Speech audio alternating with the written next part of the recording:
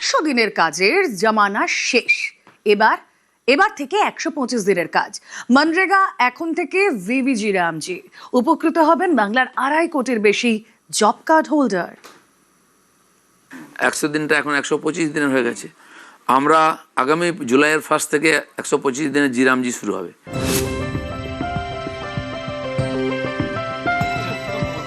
মনরেগা অতীত, 100 দিনের কাজ অতীত। বুধবার থেকে শুরু 125 দিনের কাজ।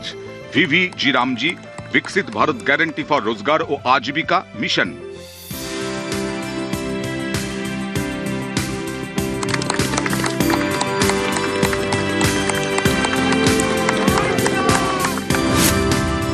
এতদিন 100 দিনের কাজ পেতেন জব কার্ড হোল্ডাররা, এবার থেকে তারা পাবেন 125 দিনের কাজ।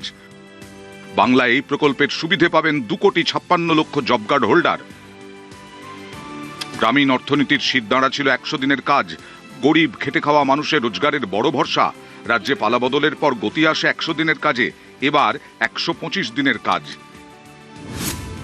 এই প্রকল্পে কেন্দ্র দেবে 60% টাকা, রাজ্য দেবে 40% টাকা। আপাতত কেন্দ্রের বরাদ্দ 8,508 কোটি টাকা, রাজ্যের বরাদ্দ 5,672 কোটি টাকা।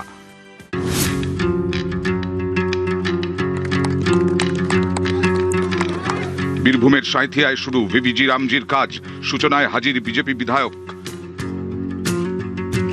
তাজপুর, সেই তাজপুরে জি রামজির প্রকল্প 125 দিনের কর্মসংস্থান। এই কর্মসংস্থানের আজকে শুভ দিন।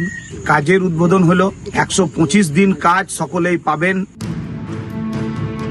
তৃণমূল জামানায় এই 100 দিনের প্রকল্পে পাহাড় প্রমাণ দুর্নীতির অভিযোগ ওঠে, যার জেরে এই প্রকল্পে টাকা পাঠানো বন্ধ করে দেয় কেন্দ্রীয় সরকার।